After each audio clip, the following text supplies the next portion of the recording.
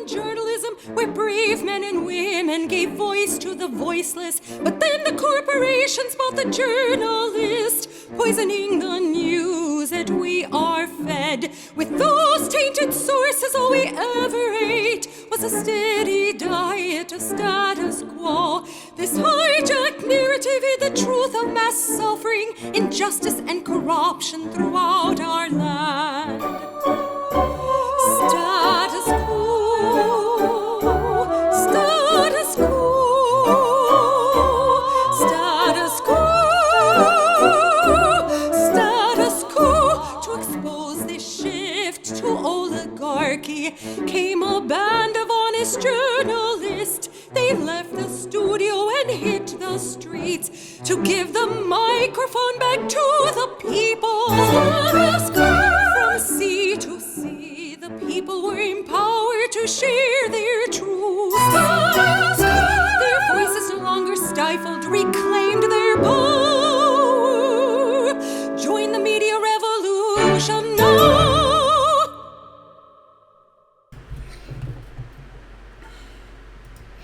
Hey there, Jordan Sheridan live on Thursday, March 26, 2020. Sorry, I am late.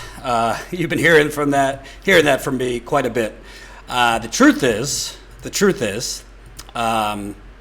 Jen and I have been working, burning the midnight oil, trying to keep up with all the news related to the coronavirus, the pandemic, the Wall Street bailout that was just passed, which we're going to get to, while we are on, what is this, let's say a football term, we're kind of on like the 5-yard line, almost at the goal, almost able to score a touchdown on the big story we've been teasing to you for months. So we've been working on that and working on that and working on that as we believe it might be published possibly tomorrow or early next week. So, not going to get into full details, but there's been a lot of last-minute work having to do with that, which is taking up both of our days. So, sorry I'm late, but better late than never. And we cannot wait to get this story out. I think when you read it, you're going to know why we've been teasing it and all the work that we put into it. So we got 175 people watching. 175 people watching already. 90 of you have been so nice to press that like button. We are getting suppressed on YouTube. And also, I'm up against President Trump, who might be speaking right now. So if you could be so kind, smash that like button. Thumbs up button right under the live stream. More people that press that like button, the more people that will see the live stream. Also, so exciting. Listen, gonna keep it real here. Status Coup is being affected just like everybody else. Give me a second, because I have to put the number in. Colin just sent it to me. Hold on. Farewell, I've come to see you go. We are unfortunately losing members because a lot of people are losing their jobs. So nothing we could do about that. We totally understand for the people who have sent us super, super nice messages saying we love you, we just can't afford it, we got to cut a lot of expenses because we're getting laid off. So we here at Status Coup have worked hard to grow our membership. We hope we don't lose too many of you, but as we lose, we hope to continue gaining. So keep signing up, statuscoup.com/join, and woo! Can't wait for the next members call after we publish this story, because boy, do we have plenty to tell you. I mean, I could do a whole book, the story behind the story. So stay tuned for that. This is a super chat, so thank you, Tanya H, getting us started there. 10 euros in the super chat. Hey everyone, sign up and become a member. It's great. Couldn't agree more, Tanya. Couldn't agree more. So where do I even begin?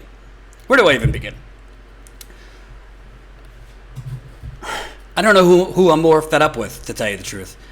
Carl Knight, $10 in the super chat. What's up, Jordan? Thanks for helping us through this nightmare. It's a comfort to be part of this community. Can't wait to read your scoop. Hey, thank you for building the community. Together we shall grow. So It's Nancy Pelosi's birthday today, 80 years old. I tend not to want to smash people on their birthday, but I'm going to make an exception because this bailout is not a bailout. This is a bank robbery of epic proportions in which the Republican Party and their weak, bought-off, corrupt opponents, the Democrats, who enable this Republican treachery by being complicit, are allowing the same scoundrels on Wall Street. And by the way, Wall Street doesn't only mean literally the street, Wall Street. Wall Street is also synonymous with the financial industry, corporate America, Boeing, you name it. Rich, $10. Thanks, Jerry. Got you back. I don't know who Jerry is, but thanks for the super chat. Keep them coming in the super chat. You have a pandemic right now that, this is just astounding. Look at this. The United States is on pace to have the worst coronavirus outbreak of any country. You see? U.S. right there. We just keep going up there. We are on pace to have a worse outbreak and death count than where it started, China. Because we have not had a full lockdown, which a lot of you do not like me calling for, civil liberties, big government, whatever, I've called for it. I still think it should happen because the proof is in the pudding. Just look at this. Comparing Santa Clara, California, which early on, emergency was declared, work from home, restrictions on public gatherings, it started going down, the cases of coronavirus. Whereas Miami and the state of Florida waited and waited and waited. Emergency declared, but no shelter in place. Going up and up and up. That purple line, down in Florida, Miami specifically. Finally, they set a shelter-in-place order a few days ago. So this is the difference between areas that have had lockdowns and areas that have not. It's although a lot of things are not known about this coronavirus, what is known is sheltering in place as much cabin fever as we have. And we have it. Cabin fever is a lot better than dying. Cabin fever is a lot better than going to the emergency room and the ICU for days and days or weeks and weeks. So if you can stay home, because a lot of scoundrels are still trying to get their employees to come in.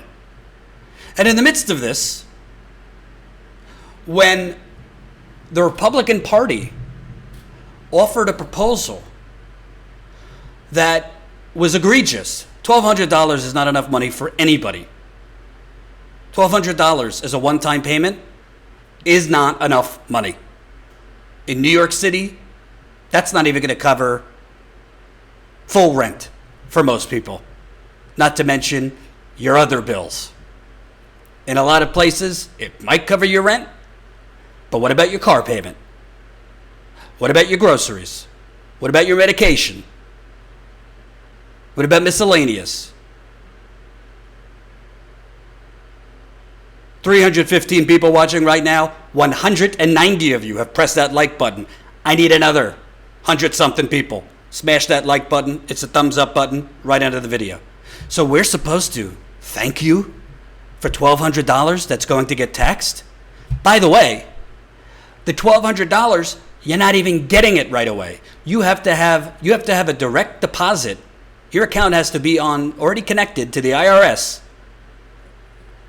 from direct deposit for it to be deposited into your account imminently. It's going to take months for those that do not have direct deposit with the IRS. Let me ask you a question. You know many people in Detroit, in Milwaukee, in Flint, in poor communities that have direct deposit with the IRS? They're not even going to get this money in time for April 1st. There's no moratorium on rent. There's no moratorium in car payments. There's no moratorium on mortgages. There's no moratorium on electric, utilities, student loans.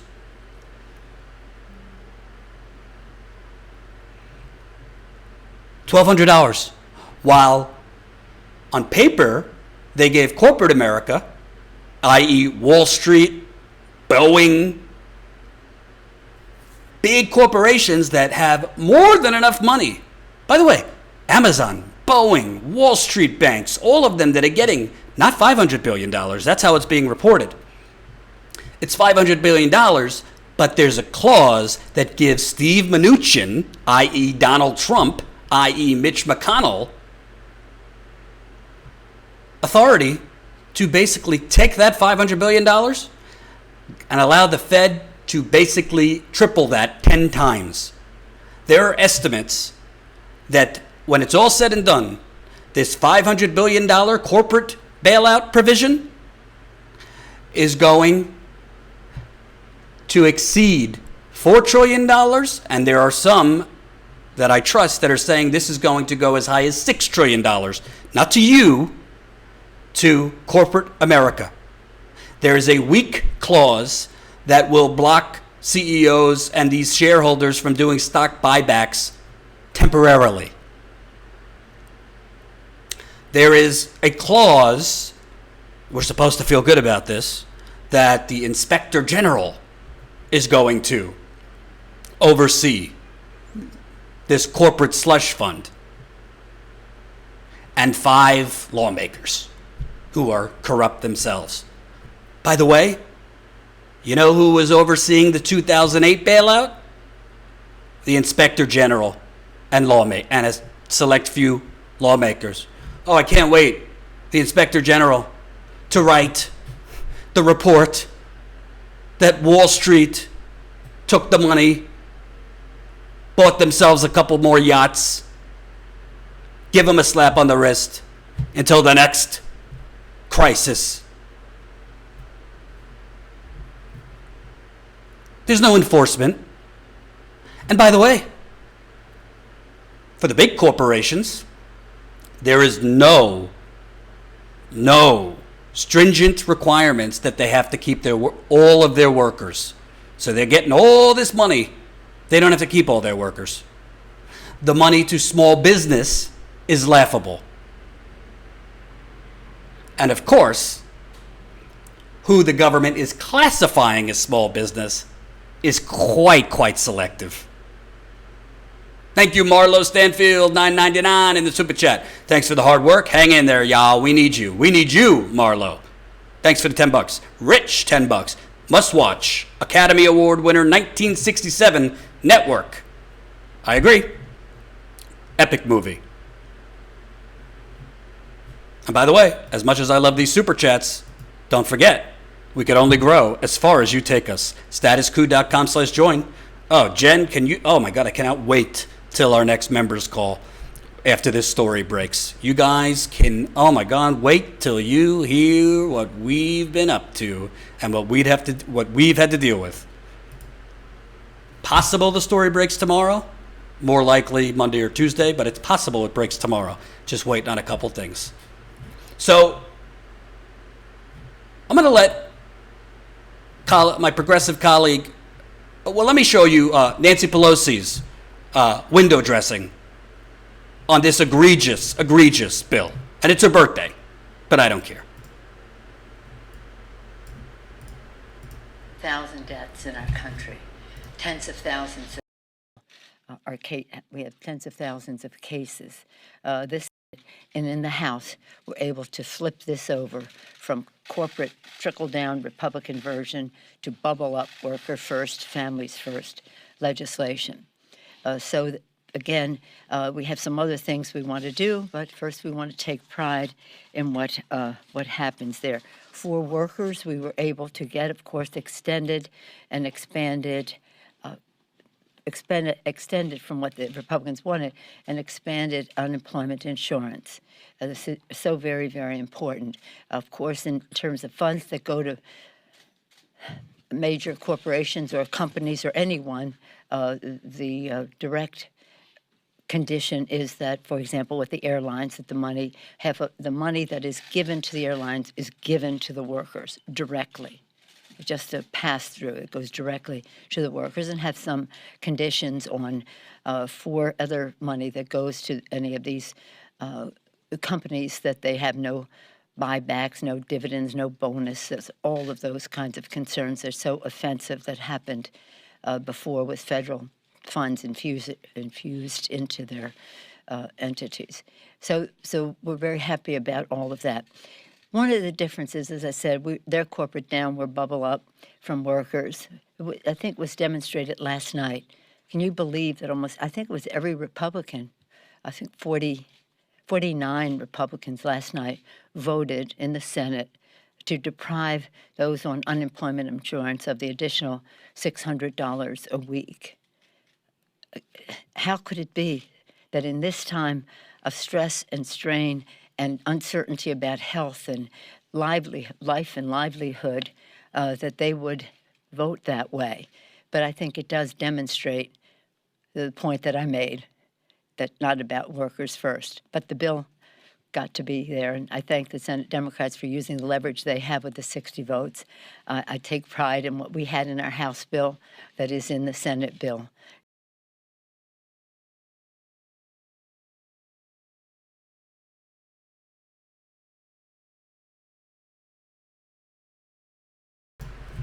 So, let me get this straight.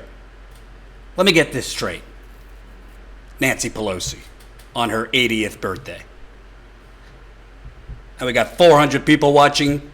262 of you have pressed that like button. I need another 150 of you. Please press the like button right under the live stream.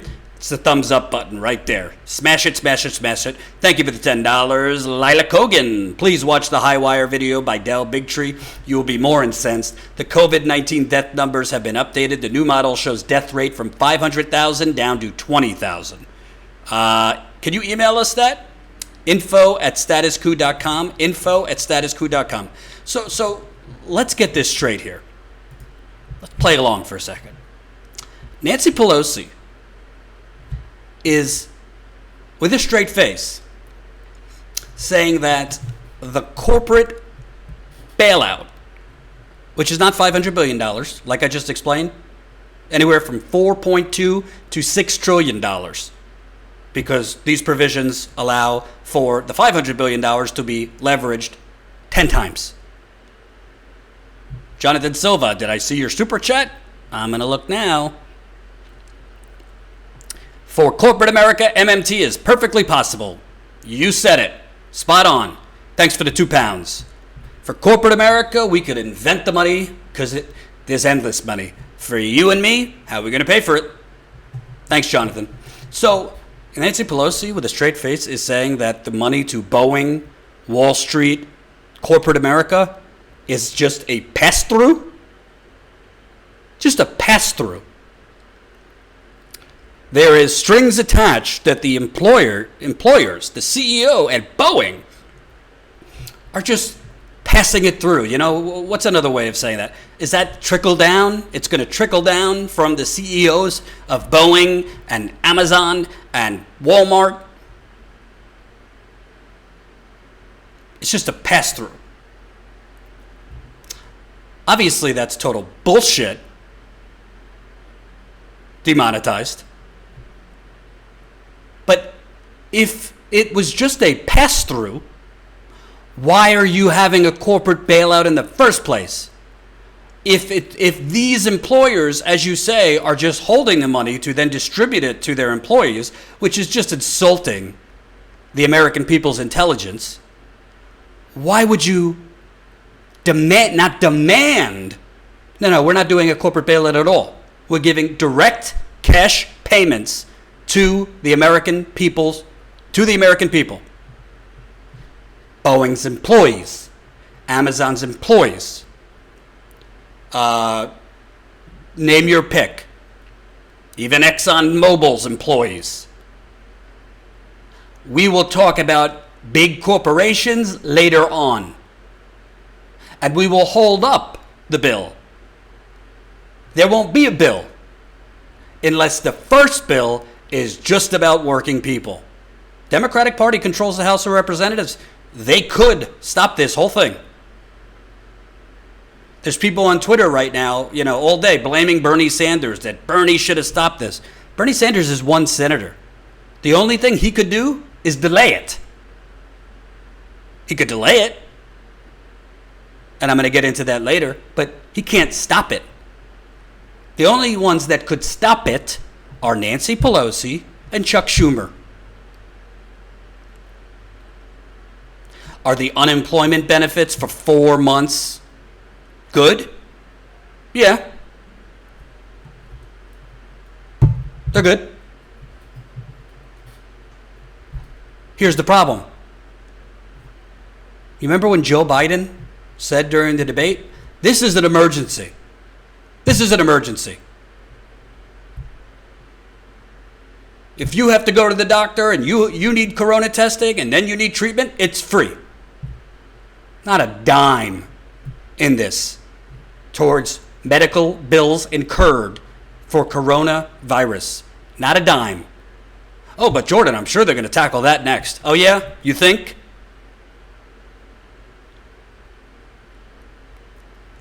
There's not a dime in that corporate bailout monstrosity for treatment, for testing or treatment. That should have been the first thing Democrats demanded. Because how many people are going to the doctor saying, well, we don't have corona tests. Go home, quarantine, and are going to get in the mail for their visit to the emergency room hundreds of dollars. If you're lucky, it might be more than that. Not a thing in there. There's no SNAP benefits.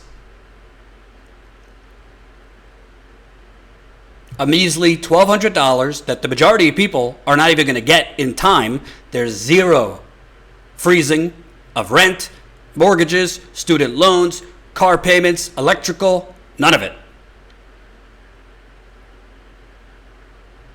Frankly, love Bernie, I don't even think $2,000 was enough.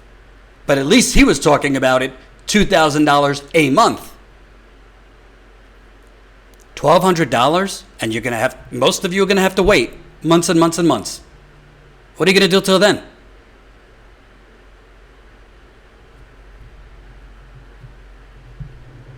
$1,200 doesn't cover my medical deductible. JJ Wolf just wrote in the super chat. I want to play a clip from progressive media star Crystal Ball. I think she really, really put it well.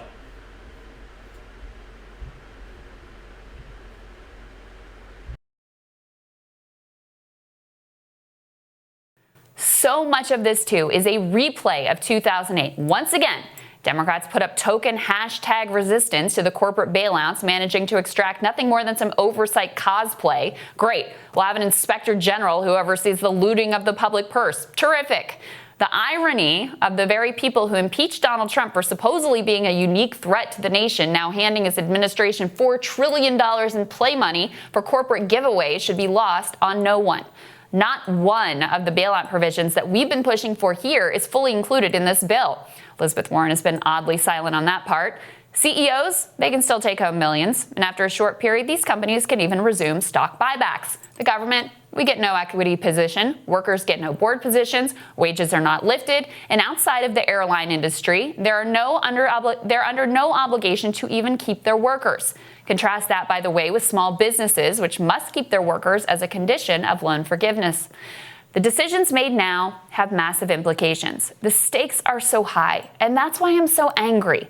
We had a chance to actually rebalance the scales just a little bit in favor of small business, small towns, and individual workers. Instead, just like after 2008, the big guys will get even bigger and richer, and the little guys will go bankrupt or get bought up in a fire sale. Monopolistic power concentrations will continue to destroy small enterprise, gut our small towns and cities, and strip workers of any semblance of power since they've got no choice but to give their labor for poverty wages to one of our massive omnipresent corporate overlords. The bottom line is this. $1,200 and unemployment insurance is not nearly enough to trade for a $4 trillion investment in massive corporate control over our country for years to come. Democrats, Republicans, anyone, I implore you, kill this bill. Forget about the corporate bailouts.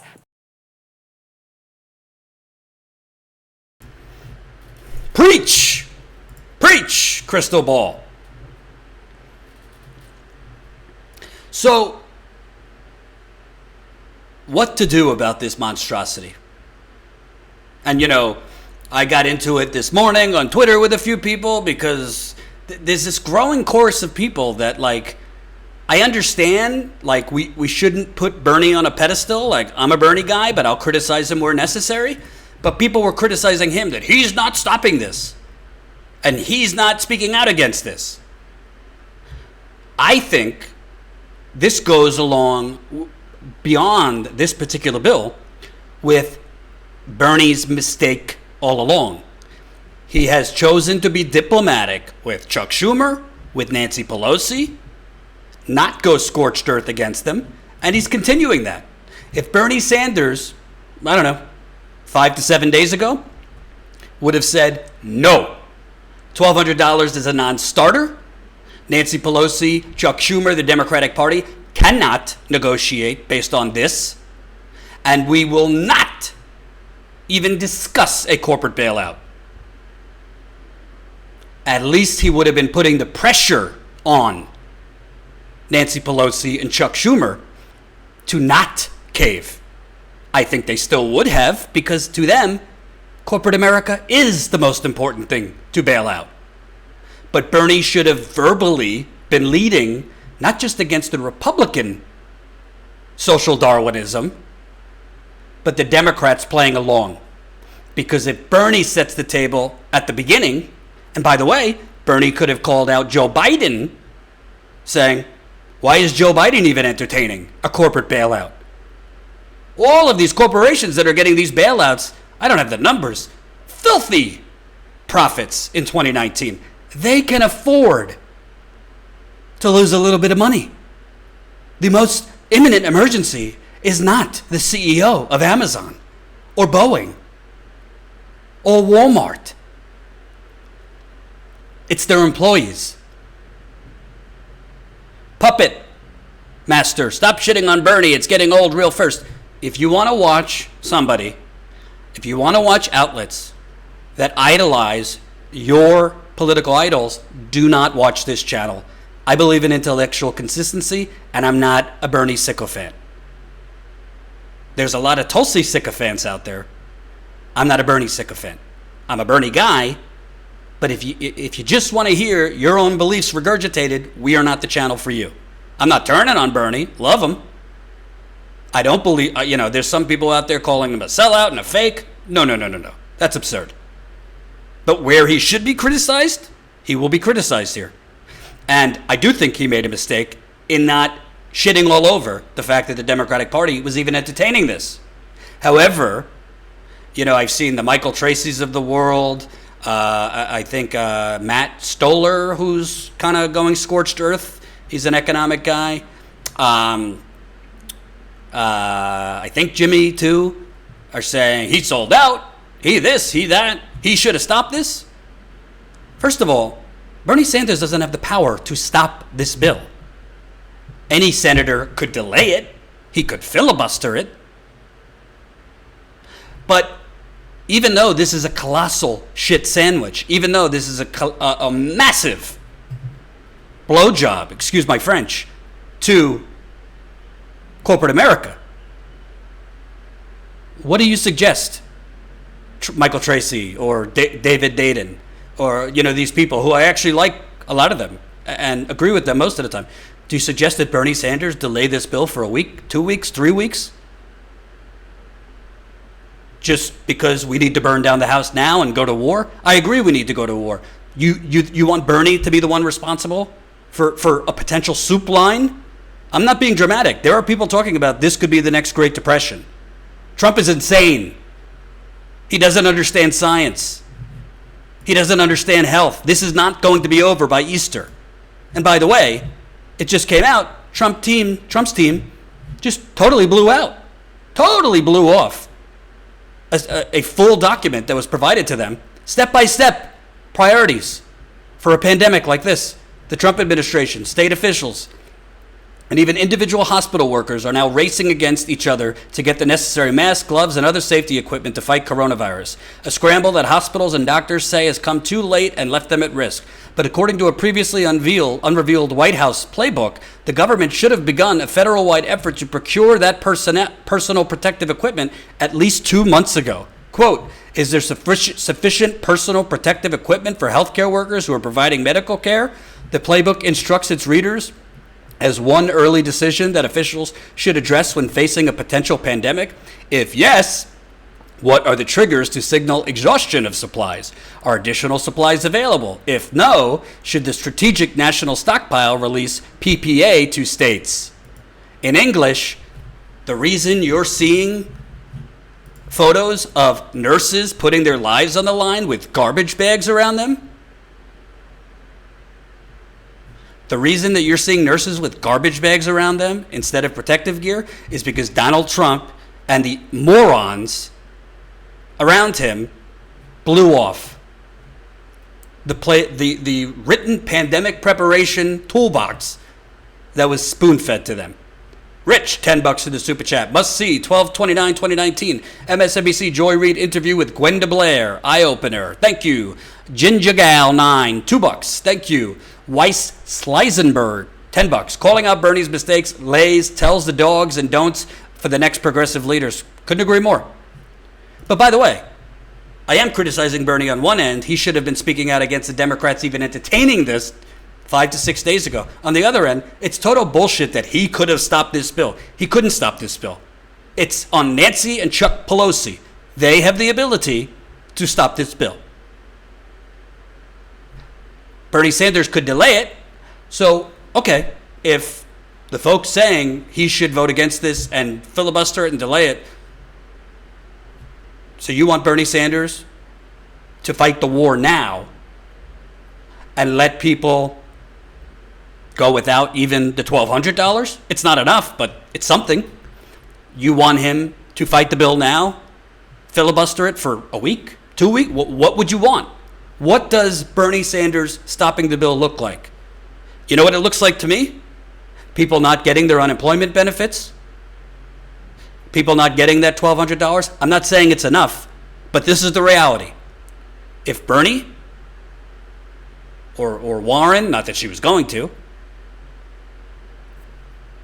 delay, because they can't stop it. I don't know what they're talking about, that Bernie has the ability to stop it.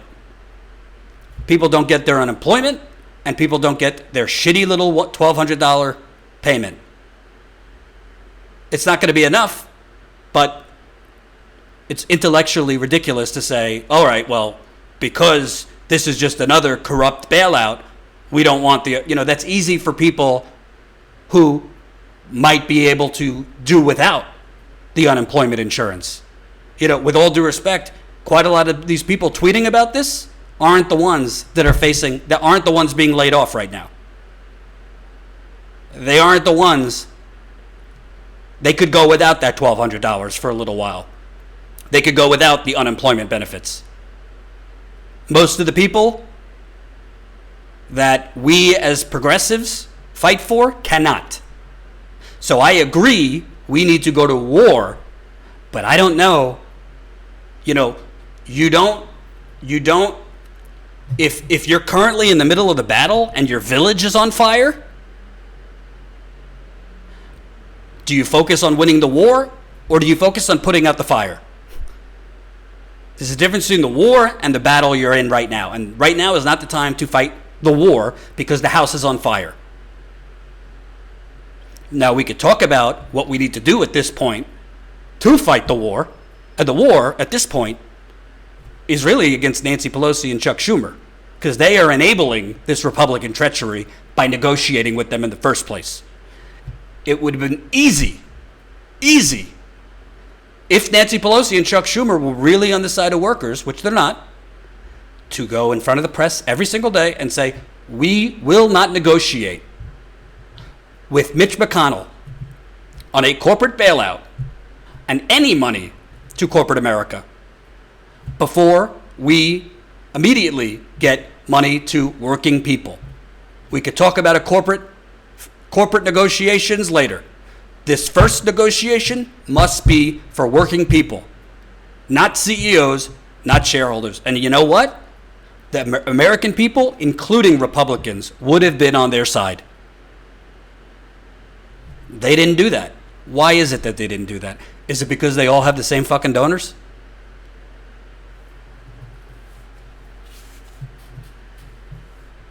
At least Bernie Sanders did this.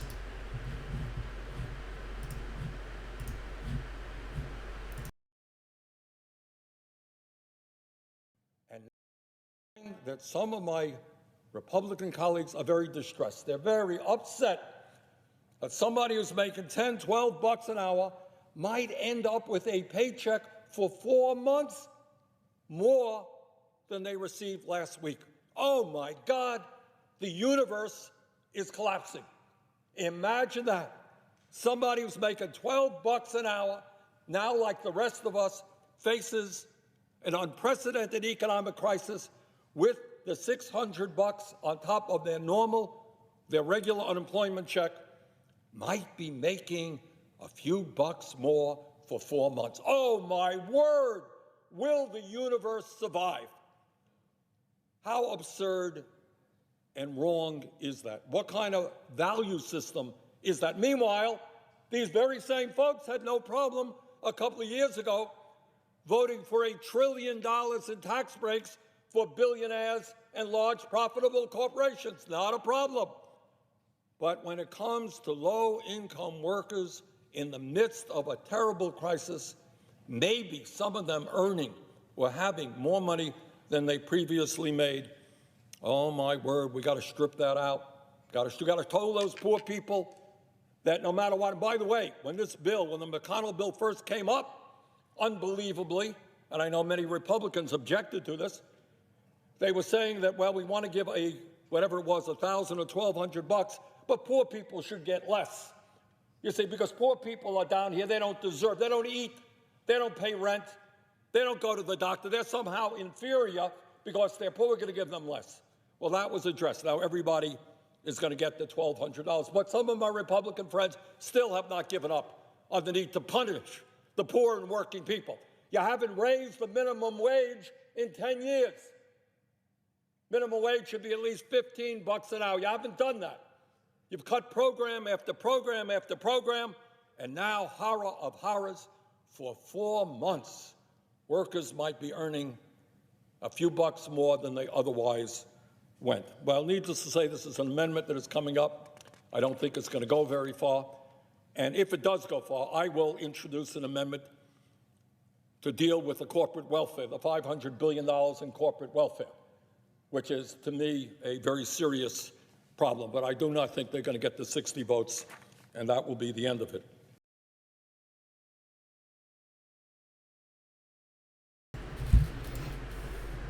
But Bernie Sanders is the one people are criticizing? What? You know, some people were like, oh, Bernie didn't do that. By the way, what you just saw was Bernie stop them from reducing the amount of money workers were going to get in unemployment. Because Lindsey Graham, oh, you give too much money to nurses and out-of-work people, they're just going to want to stay unemployed. This Republican nonsense.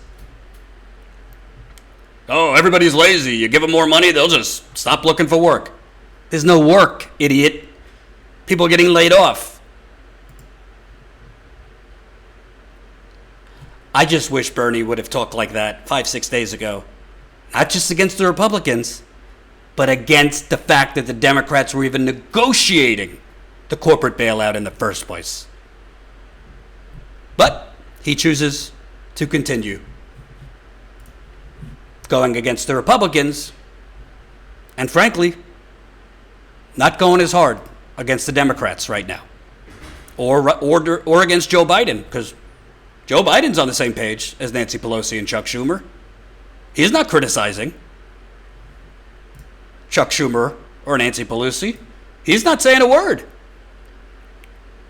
The fact that in this agreement, there's no money towards coronavirus testing or treatment.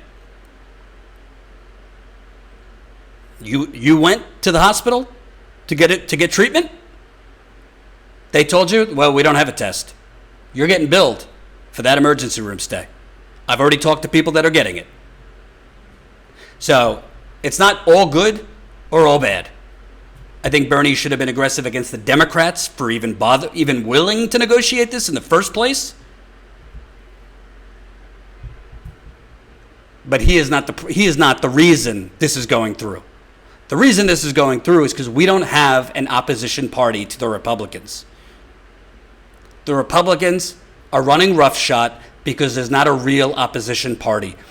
Nancy Pelosi and Chuck Schumer should have never even negotiated a corporate bailout fund. They should have put their marker down and fought. And guess what? In the height of a panic, in the height of a pandemic, when Democrats and Republicans are feeling the pain, I don't know many people that would have been like, damn you, Nancy Pelosi and Chuck Schumer, I want that corporate bailout. Drop your weapons. Stop complaining about the corporate bailout. I mean, for God's sakes right now, do you know that Amazon was putting forward requests for donations to pay their workers paid sick leave? Let me repeat that. Amazon, owned by the richest man in the world, instead of him paying his workers paid sick leave, Amazon put out requests for donations to pay their employees paid sick leave. Burger King is not paying full paid sick leave. Other fast food employers not paying full sick leave. To my knowledge, Walmart's not. And most of the corporate criminals that are getting this $4 trillion are not.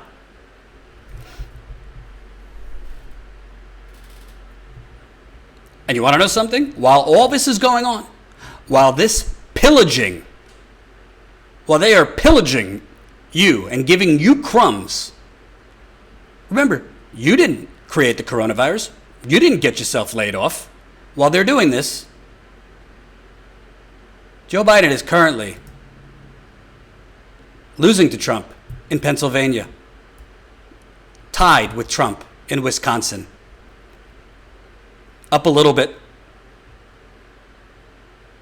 Oh no, he's losing in Ohio, he's losing in Pennsylvania, tied in Wisconsin, and I believe Michigan is the only state he's beating Trump right now. So in the states that you need to win back, if you're going to have any chance of making Donald Trump a one-term president, Joe Biden is down in Ohio, down in his own home state, Scranton Joe, in PA,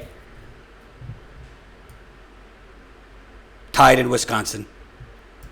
To be fair, Bernie Sanders is also down. Pennsylvania, he's down. Ohio, he's down. Wisconsin, he's down. But guess what? Bernie Sanders is not the Democratic frontrunner right now. If he was fighting, and let me be clear, I'm not saying he's not fighting for you. I'm saying fighting Joe Biden. If he was still actively competing in the primary, which frankly he's not.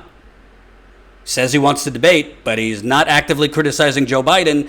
I don't know how you could say you're actively campaigning if you're not drawing contrast and calling out your opponent in the middle of a pandemic, because his opponent isn't offering anything. He's doing half-conscious live streams and videos. You just hope he makes it through these videos and live streams. It's just unbelievable. The whole thing is unbelievable.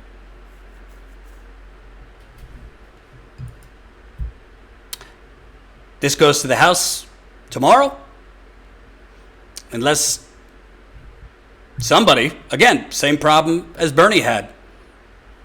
You know, the people on Twitter ranting, they say Bernie should filibuster this. He should delay it.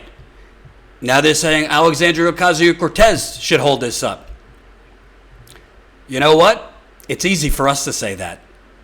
But put yourself in Bernie's shoes or put yourself in AOC's shoes. You're going to be the one, even though this is a terrible, terrible bill, you're going to be the one that delays even further unemployment for people who desperately need it. You're going to be the one that delays even the $1,200 payment.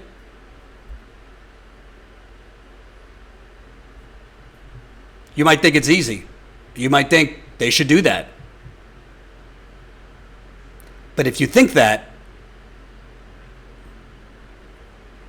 you might be in a position, you might be one of these people that is in a position where you don't desperately need that $1,200 or you don't desperately need that unemployment.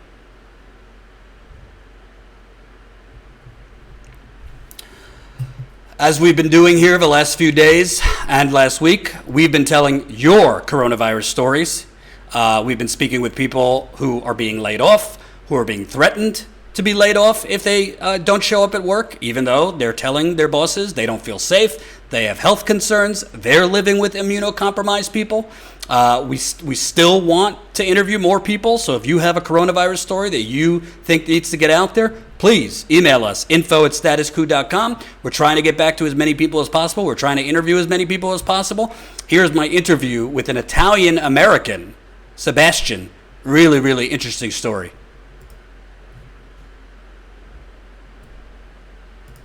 Hey, it's Jordan.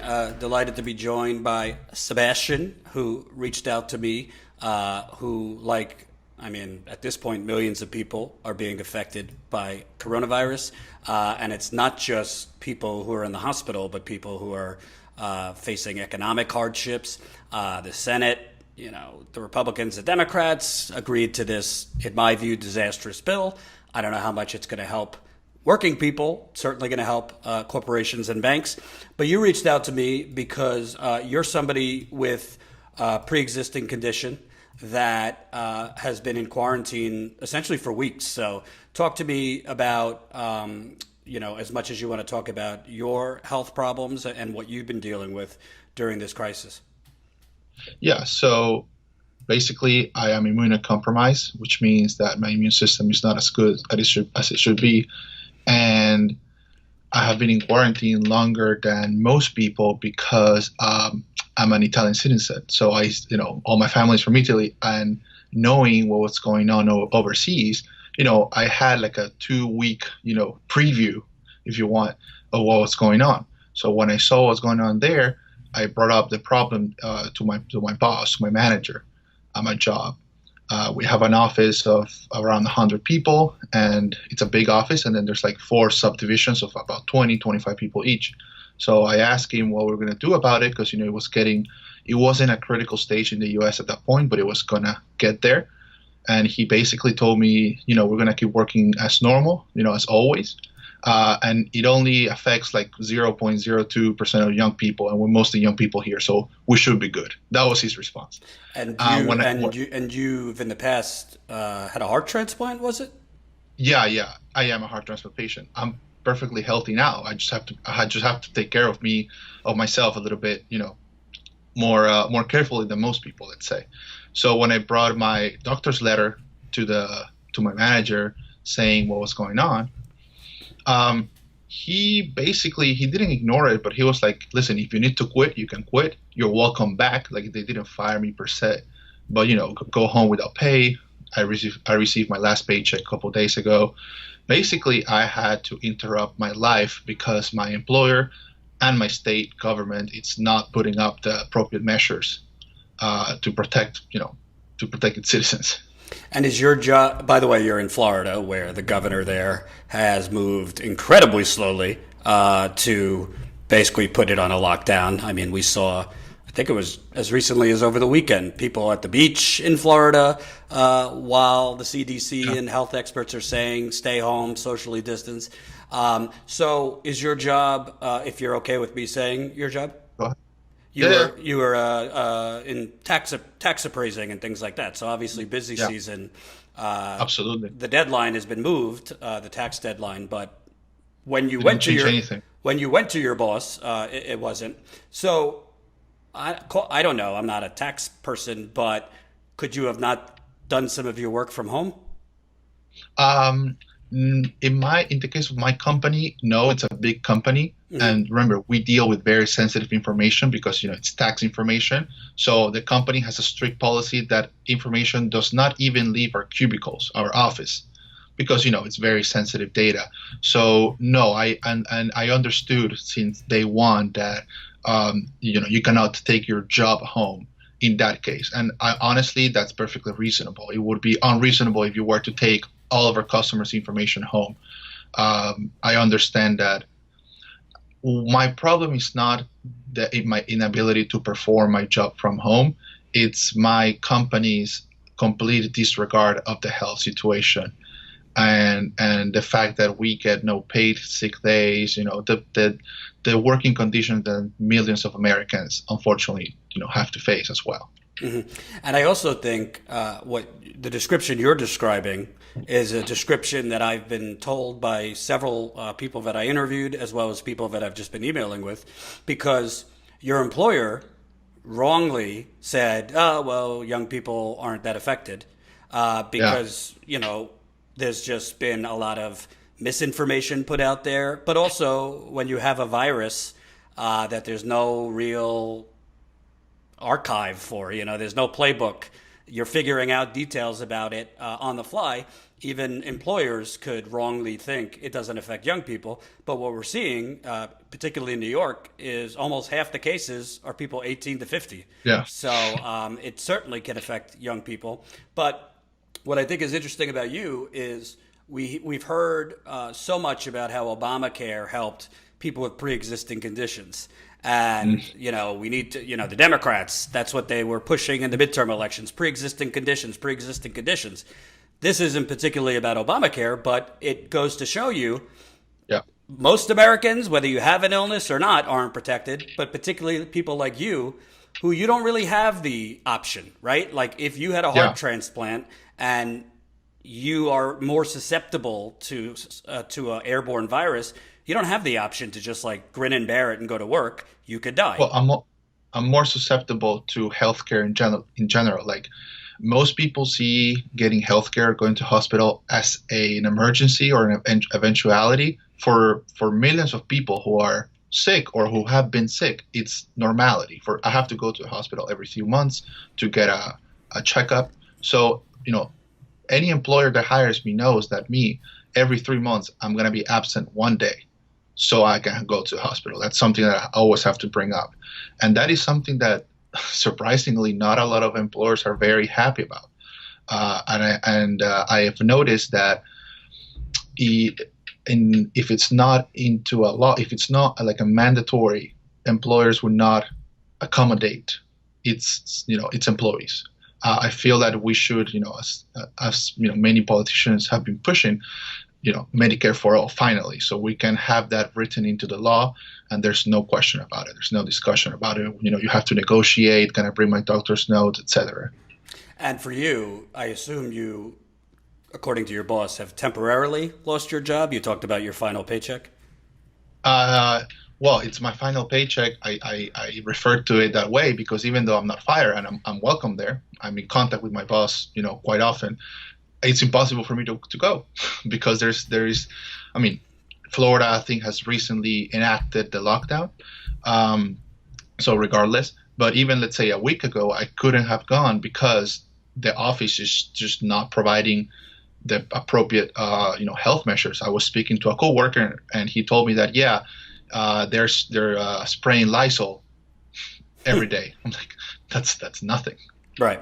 And can I ask you, because you're an Italian American, you said, so obviously I assume you have family over in Italy still? Oh, yeah, well, most of my family, yeah. So let me ask you, because I don't know if you saw the last debate between Bernie Sanders and Joe Biden, but Joe Biden made this statement that, single payer isn't everything. Look at Italy. They have single payer. How'd that work out? And to me, that didn't make sense because Italy's situation is so bad, not because they have universal health care, but because they waited too long, like we're waiting too long to lock down the country. So, as somebody from Italy, are they having such fatalities because they have government health care? Okay, I'm not an expert, but I'm going to give my 2 cents. First of all, I want to answer to Joe Biden by saying that in 2008, I spent 4 months in the hospital, got a heart transplant, and my parents paid $0 or euros for that matter.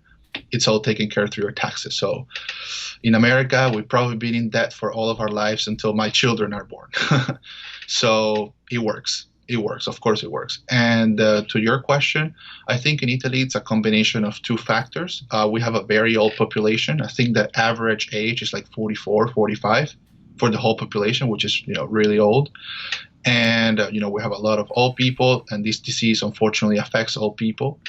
And the second thing is that even though we do have universal health care, we have been on austerity mode since 2008 because of the crisis and the whole European Union packages. So a lot of people are saying that, for instance, some countries are able to do testing to everyone. In Italy, unfortunately not, because there are not the resources to do it. So only people who show symptoms are being tested.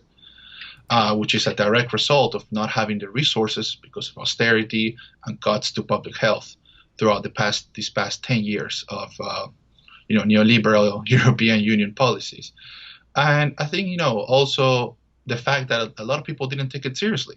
I have young friends there. A lot of people were like going out and going about their life normally, literally 24 hours before the lockdown was enacted. So it's a combination of those three factors, I would say.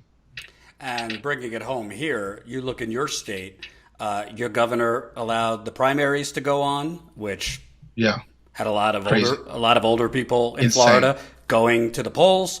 And we had local elections too. Yes, local elections too. I don't know how to look at the data and see what the spike was from there, but Florida's cases are going up. So that seemed pretty reckless to me. And it also seems reckless that in a state like Florida, which is one of the bigger states, you would still allow people to congregate at beaches, this kind of thing. Do you think it's because he's a Republican and doesn't know any better, or something else? Well, definitely Republicans, when it comes to these large public health matters, are deficient, to say the least. But even the very progressive and liberal city of Miami and Fort Lauderdale allowed cruise ships to land about 3 weeks ago. Remember that big cruise ship that had a lot of sick people on it that landed in Fort Lauderdale, I think a couple of weeks ago? Yeah, that's what my office is close to Fort Lauderdale. That's when I decided to stop going to the office because of the potential risk. And people have been just acting normally, and I think it's really the fault of the economic, let's say, status quo, that if Florida stops relying on tourism and consumption, there's nothing else here because there's no industry, like in the Midwest or other countries. Here it's all service sector jobs. If there's no consumption, there's no jobs, there's no revenue, the state goes broke. And honestly, there used to be industry in the Midwest, and then it was sold to other countries. So, There you go. Yeah. And last question: what does somebody like you do? How do you? Because there's no, the end date is not known. Everybody's got a different estimate. Yeah, the New York mayor is saying this could extend into May. Some in the CDC have said this could extend into the summer. You're not in a position where you could really risk it and just go back outside in a week to 2 weeks. So do you do odd jobs, freelance work from home? So I'm a student. I'm an undergraduate in college, and I happen to live with my parents. And also remember, tax season is only 4 months, so they're relatively big paychecks for only 4 months. So I have enough money to hopefully get this through. I live with my parents. We are not in a desperate position so far. So luckily, I should be able to pull through. But for instance, any plans of enrolling in college in the next few months are canceled because there's classes are canceled. Our lives have been put to a stop. And as you said, in my case, I cannot really risk it. So far, what I can wait for is a vaccine or a treatment, because even if I go out, I'm still at risk of getting it, even if we go, even if we pass the pandemic phase. So basically, all I have to do is wait for some kind of treatment or cure to get developed, and then hopefully we can resume normal life. And how long have you been in quarantine? Since March 11th. So cabin 0 to 10 cabin fever. About 8. Yeah, Oh. yeah. Hopefully you have a backyard and could get some fresh air. I do, and the weather helps a lot, Yes. so we can go out, breathe some air. Yeah. That's good to know. Good to know. Well, I appreciate you reaching out, Sebastian. Keep in touch so we know how your story ends as far as this, and we'll be in touch. All right, thank you. Have a good luck and have a good day. You too. Hope you enjoyed that last video. Hop on over to statuscoup.com where you can sign up for our email list and become a member for as low as $5 to $10 a month. Membership is how we grow. That's statuscoup.com/join. And remember, join our email list so we can grow the revolution with you. Status quo.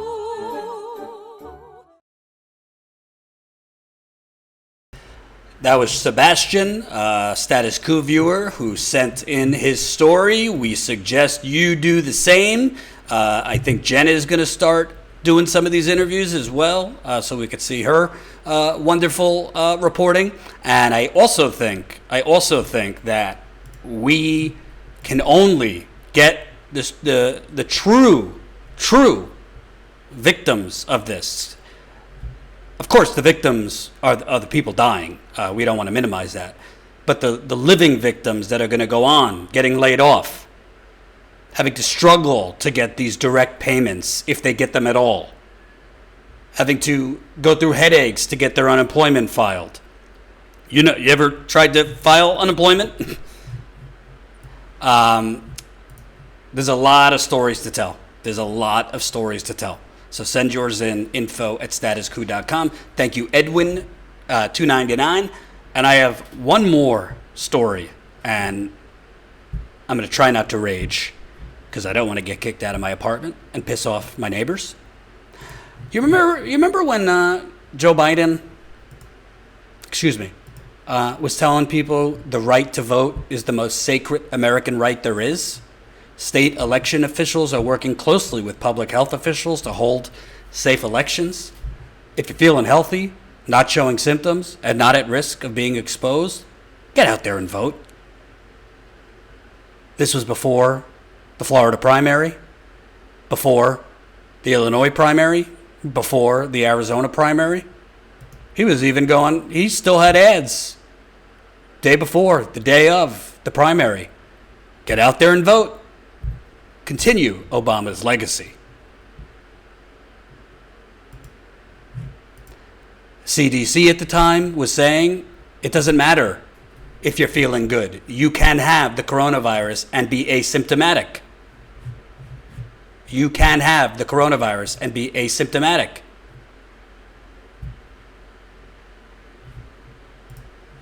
Neera Tanden was telling people. Is the Sanders campaign telling people not to vote on Tuesday? I don't have the clip in front of me.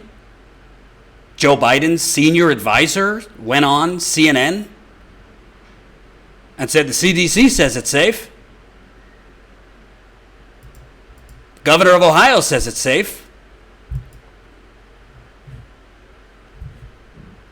They essentially told people, go out and vote. We cannot risk our democracy. Elections are sacred. Go out and vote. Even though what they were saying was wrong. Even though the CDC was saying at the time, you can have coronavirus and not have symptoms. You can transmit it. And you might not know you have it and transmit it.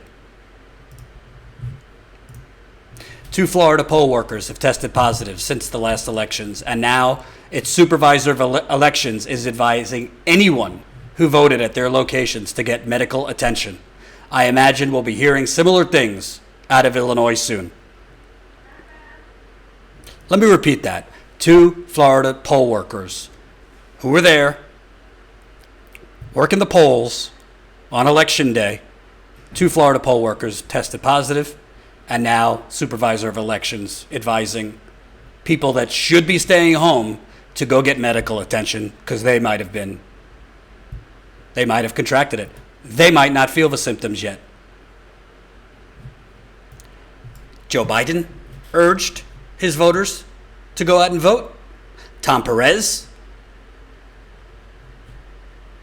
urged people to go out and vote. Oh, I'm not going to get involved, he said. Neera Tanden urged people to get out and vote. You know, Michael Tracy and these fucking idiots on Twitter were like, what about Bernie? Bernie didn't tell his voters not to vote. Bernie Sanders literally put out a tweet. It is a personal choice to go out and vote. He basically ended his get out the vote operation. His campaign was not sending get out the vote text messages. His campaign was not doing all the things you would do on election day to get out the vote. Mass text messages, mass emails, shuttling people to the polls if need be, canvassers on the ground. They literally said, this is a personal choice, essentially shooting themselves in the foot, essentially saying, vote if you want to. I'm not saying that's why he lost that day. Michael Tracy, oh, but Bernie's campaign manager told people go out and vote during a live stream. First of all, to be fair, I didn't see that. I'll give Michael Tracy the benefit of the doubt that Bernie's campaign manager said go out and vote and wash your hands. That was a dumb thing for him to say. Bernie's campaign manager is not Bernie Sanders. Bernie's campaign manager did not go on CNN and say the CDC says it's safe, which they didn't. Bernie's campaign manager did not go on CNN and say the Ohio governor says it's safe. No, he didn't. He postponed the elections because it wasn't safe. Bernie Sanders himself, at the end of the debate with Joe Biden, said, I have concerns. Now, you could argue he should have been bolder and said, no, I'm telling my voters not to go out and vote. Should he have said that? Shoulda, coulda, woulda. It's tough as a candidate to basically tell voters, don't go out and vote, and just sink your campaign.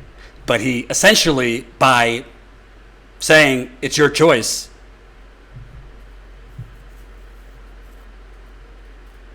basically gave them permission not to vote. And I know Bernie Sanders' campaign advisors, like Brianna Greyjoy, who was basically saying, don't go out and vote. But, you know, people on Twitter that like to just be contrarian because that's their shtick, I'm just going to say the opposite because, like, it gives me retweets and patrons or whatever. Whatever. This false equivalency, Bernie Sanders did not tell people to go out and vote. If you could find that he did, please send it to me. I don't think it's dramatic.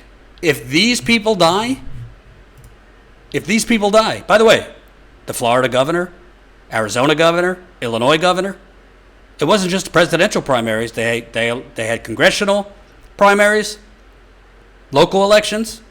If these people die, and in Florida, odds are those poll workers are above the age of 50, whose fault is it? Of course, personal responsibility, they shouldn't have gone out. But they were told, social distancing, don't get too close to anyone, wash your hands, you should be okay. And who were they told that by? Joe Biden, Tom Perez, Florida's governor, Illinois' governor, who, by the way, Illinois' governor, who just happened to endorse Joe Biden the day before that primary.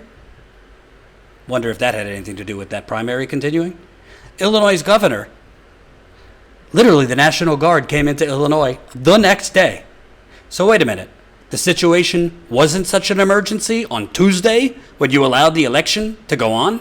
When you allowed people to go jeopardize their health? it wasn't dire enough on Tuesday, you could still have the elections. But on Wednesday, it was such an emergency, the National Guard had to come.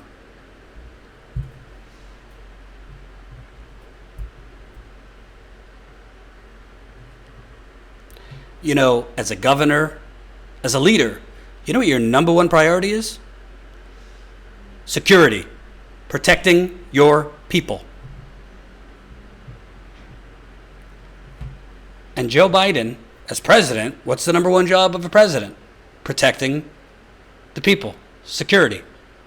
Well, of course, the defense budget shouldn't be $750 billion. But theoretically, your number one job is to protect your people against foreign and domestic enemies.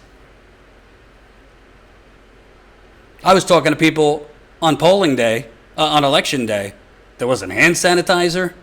People were cramped up in basements waiting to vote. Not enough poll workers. People waiting online with other people for hours. Tom Perez, if he would have come out and publicly said, we need to postpone this, he himself did not have the power. It's state by state, the Board of Elections, the governors. But if the head of the DNC said it, I think those ducks would have fallen in line. But Tom Perez went on Chris Hayes' show and said, well, Chris, you know, I'm not going to second guess. I'm not going to second guess the leaders in these states. I wonder if he would have second guessed the leaders in those states. I wonder if he would have called for these to be postponed if the roles were reversed and Bernie Sanders was up by over 100 delegates at that point. I just wonder. I don't think it's dramatic at all. If people start to die that did not have symptoms before, that did not know, that got symptoms recently after voting that day, some serious, serious questions need to be thrown. Perez's way, Biden's way, Simone Sanders' way, these governors' way. And you know who's the most complicit in all of this? The corporate media. Because not one corporate journalist that I saw challenged Joe Biden on urging people to vote. Not one corporate journalist I saw challenged Tom Perez in not calling for these to be postponed. Not one. Well, the corrupt, the sociopaths are allowed to continue going on and being corrupt and being sociopaths if they are not challenged, if they are not shamed. Thank you, Rich. $5. Must read Paul Taylor's Opus 1989. See how they run. Not even his prime, he was any good. Jen and I, when we have a little bit more time, we'll try to track how much the cases have gone up in Florida, Illinois, and Arizona, and see if we could draw any causation. My assumption is you're starting to see them go up, probably 5 or 6 days after that primary, giving people enough time to develop symptoms. It's just outrageous, absolutely criminal. Criminal. And no, Bernie's campaign manager during a live stream saying something is not the same thing as Joe Biden saying something. Sorry, Michael Tracy and other buffoons who compared Bernie to Biden. Thank you for watching. Like I said at the beginning of this live stream, Jen and I are on the verge of breaking this big story we're talking about. When I say on the verge, I'm talking like very, very close, like imminent.